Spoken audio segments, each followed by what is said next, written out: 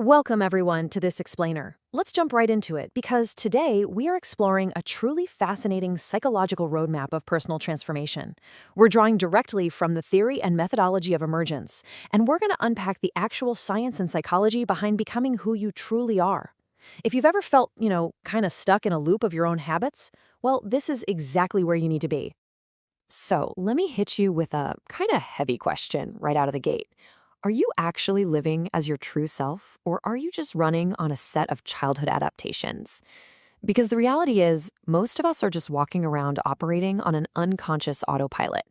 We're driven by these deeply ingrained behaviors and survival tactics that we literally formed before we could even speak. But today, we're going to figure out how to break out of that. All right, here's our roadmap for today.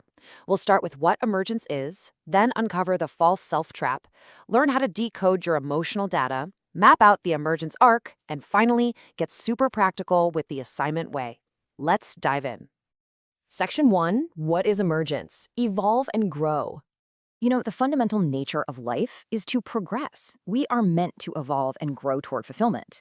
But to actually do that, we have to understand the invisible walls that are holding us back, this concept known as the matrix. Now, the matrix is basically that complex set of beliefs, behaviors, thoughts, and feelings we developed way back in early childhood just to adapt to our environment. As the famous neuropsychologist Donald Hebb noted, neurons that fire together wire together. Our childhood experiences quite literally wired our brains to expect the world to work in one specific way. And that creates these deep, stubborn neural pathways that lock us into self-fulfilling prophecies. It totally limits our potential based entirely on our past. So, how do we break free? Well, the text says, emergence is the process of becoming our whole selves. It is the process of expanding our consciousness that is bounded in our bodies. That is absolutely crucial. Stepping out of your comfortable, familiar habits and walking into the complete unknown, that is the very core of emergence. It's that undeniable drive to finally answer, who can I become and what can I actually do? Moving on to section 2, the false self trap. Confront your identity. To really grasp this trap, we have to confront an uncomfortable possibility. The identity you have right now, who you think you are, might just be a tiny fragment of who you actually are. And this brilliantly illustrates it. Let's pretend we're human sponges, love sponges, as the text calls them. Ideally, every single part of us would soak up positive attention and affirmation. But in reality, during our earliest years, only certain behaviors or traits got attention from our caregivers.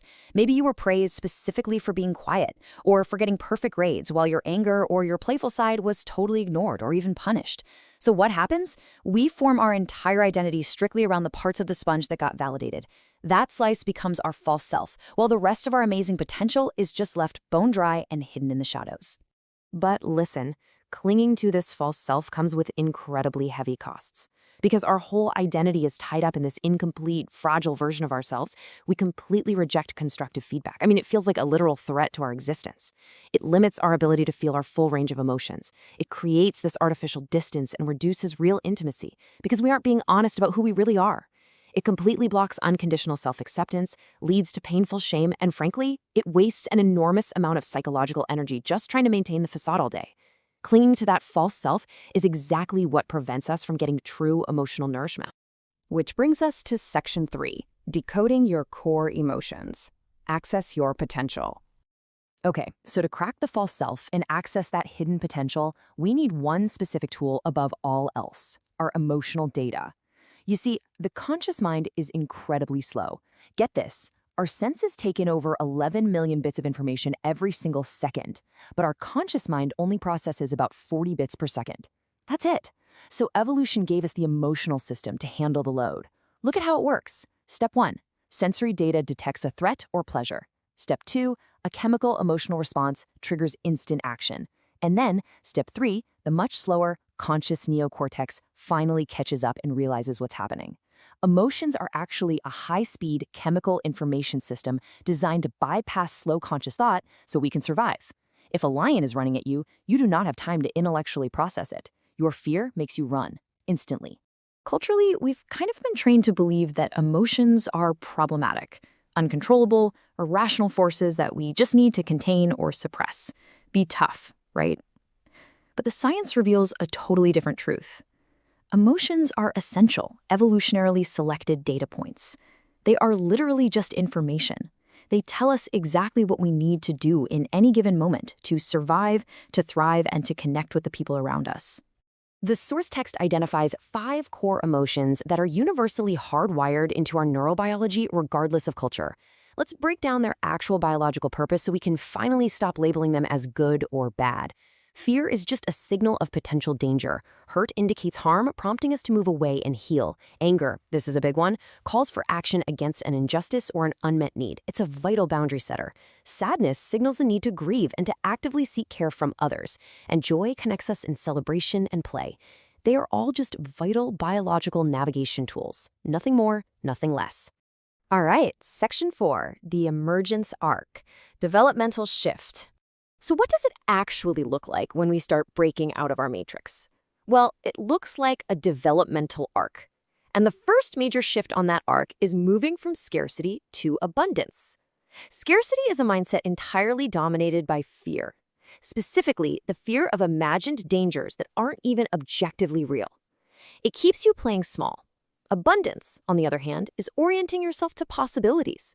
Now, it doesn't just ignore risk, but it embraces calculated risk-taking and growth. Shifting from scarcity to abundance is literally what unlocks adventure in your life. Next up on the arc is the massive shift from victimhood to responsibility. Victimhood is living your life as the effect of your circumstances. It's weaving these complex narratives of blame, shame, and justification where everything is always someone else's fault. But reaching full responsibility, that means becoming the cause of your life. It means taking total ownership of your emotional reactions and authoring your own choices. You're finally closing the gap between your ideals and your actual behavior without making a single excuse. And this arc continues as we shift from reactivity to assertion. Reactivity is honestly a lot like the terrible twos. It's this messy energy where you define yourself merely by resisting or rebelling or just saying no to everyone else. It's a total knee-jerk reaction. But that energy naturally matures and completes itself in healthy assertion. Assertion is taking that fiery energy and using it to set firm boundaries and clearly stating what you actually want out of a situation, rather than just endlessly pushing back against what you don't. And that brings us to Section 5, the assignment way, practical methodology. Okay, we've covered a lot of theory, but how do we actually implement these massive shifts in our day-to-day lives? Well, it's actually incredibly reassuring to know that emergence happens in small increments. You make one small move, then another, then another. Transformation is not about taking one massive, terrifying leap into the void. It is simply about small, daily experiments that push you just slightly outside of your established comfort zone. We call these little daily experiments the assignment way of living. And here are 3 totally actionable tools you can literally start using today. First, identifying feelings. Just take a few moments throughout your day to notice which of those 5 core emotions you're feeling and exactly where you physically feel it in your body. Second, wants, needs, and yearnings. Practice speaking out loud the difference between a surface desire, like, hey, wanting a pizza, and your deepest yearnings, like the yearning to matter or to be deeply understood. And third, saying no. Tell the truth about what you don't want to do, instead of just saying yes out of some underlying fear of rejection. Doing this builds immense personal integrity and creates a truly honest relationship with yourself. As we wrap up, I want to leave you with this really profound existential choice, originally framed by the Danish philosopher Søren Kierkegaard. Every single day, we face 2 distinct types of anxiety. So what's it going to be? Will you choose the comfort-based anxiety of doing the exact same thing today that you did yesterday, knowing full well you are limiting your potential? Or will you choose the existential anxiety of stepping into the unknown to finally find your true self? The choice is entirely yours. Thank you so much for joining me for this explainer, and I really hope this empowers you to take that very first small step.